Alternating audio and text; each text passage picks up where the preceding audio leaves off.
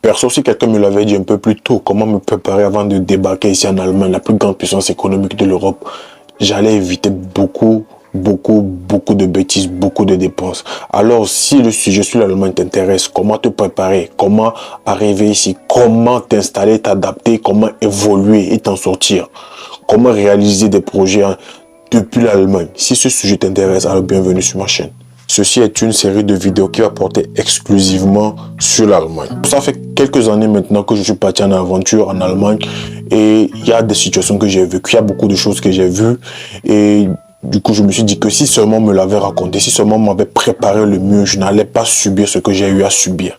Alors dans cette première vidéo, de cette série de vidéos, je vous dis comment vous préparer depuis là où vous êtes avant d'arriver en Allemagne. Alors, le point numéro 1 que j'aimerais aborder dans cette vidéo, c'est le niveau de langue. Parce qu'il est très important d'avoir un bon niveau de langue, ou du moins les bases de la langue, avant d'arriver ici en Allemagne ou dans les pays germaniques.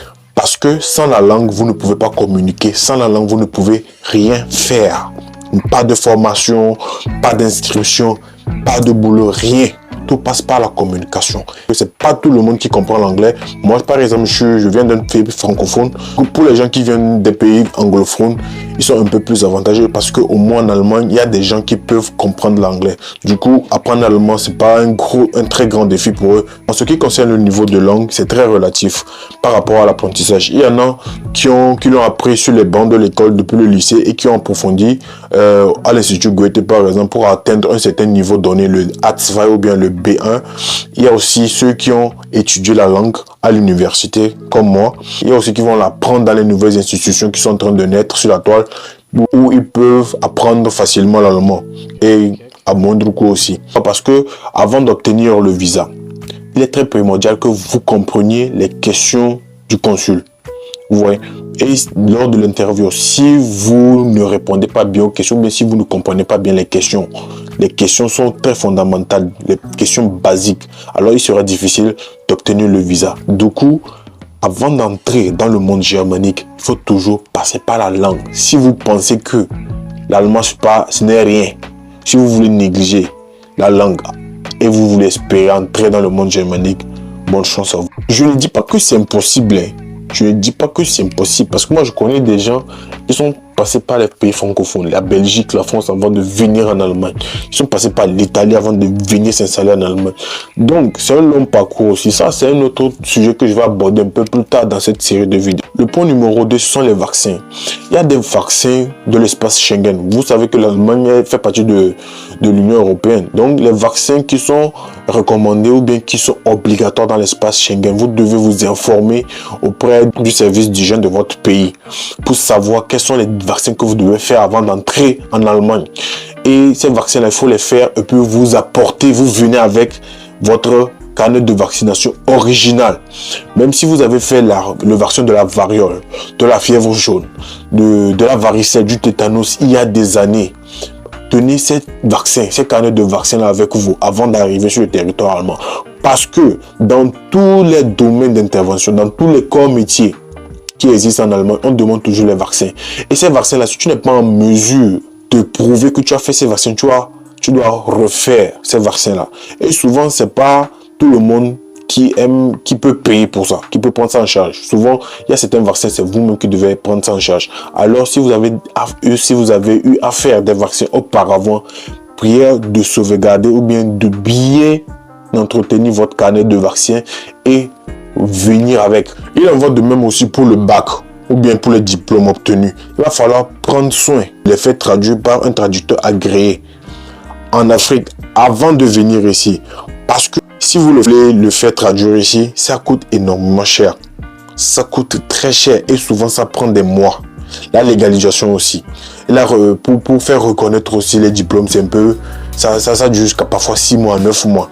Alors, si vous avez le bac, c'est bien que vous l'amenez avec vous. L'original, la copie, la légalisation aussi. Si vous dites que parce que vous avez étudié quelque chose, ou bien parce que vous avez appris un autre métier, vous voulez faire valoir votre diplôme ici en Allemagne, vous risquez d'être un peu déçu. Pourquoi? Parce que l'Allemagne ne reconnaît pas beaucoup de diplômes universitaires, surtout venant de l'Afrique. En quatrième position, si vous avez l'occasion de faire le permis de conduire en Afrique avant d'arriver en Allemagne, il faut le faire. Que ce soit le permis national ou international. Parce que le permis de conduite ici, en Allemagne, ça coûte extrêmement cher.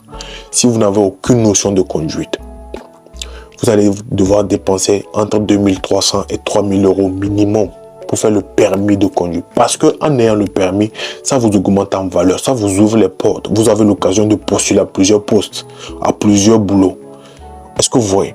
Donc, le permis est excessivement cher ici. C'est considéré même comme une formation à part entière parce que c'est beaucoup de démarches. Ça augmente votre valeur. Est-ce que vous voyez? Le dernier point que j'aimerais aborder aujourd'hui, c'est que si vous avez la possibilité d'apporter 2 valises de 23 kg et une valise à main de 8 kg avec vous, ne remplissez pas vos valises avec des vêtements. Parce que nos vêtements en Afrique ne sont pas adaptés au climat. Je ne sais pas en quelle période vous arrivez ici en Allemagne, mais la plupart du temps, je sais que les gens arrivent en automne. C'est une période où le froid commence, avec la pluie, la fraîcheur. Donc, pardon.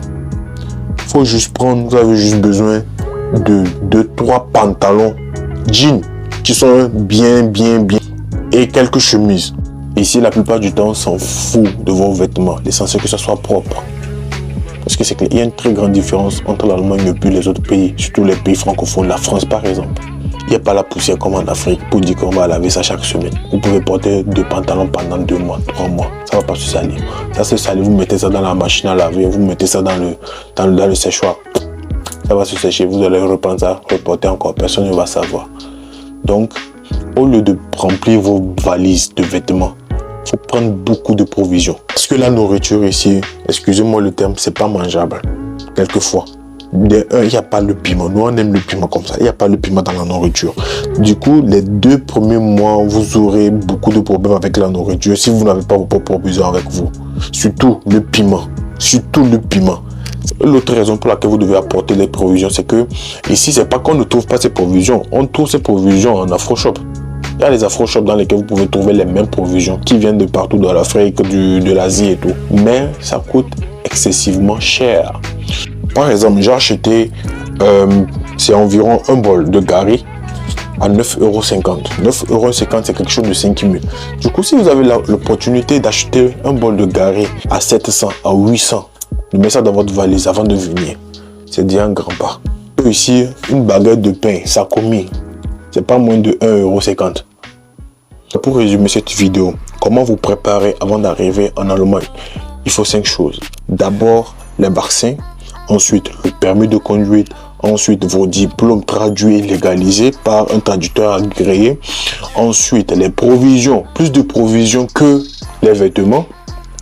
Sans oublier le niveau de langue. Parce que sans langue, vous ne pouvez rien. Vous ne pouvez pas communiquer. Moi, je ne vais pas vous demander de vous abonner ni d'activer la cloche de notification ou de me mettre un pouce bleu si vous avez aimé le contenu de cette vidéo. Mais pour ceux qui l'ont fait, je vous dis un grand merci et bienvenue dans l'aventure.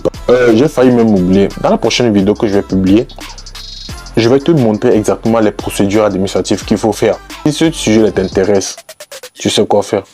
À la prochaine vidéo.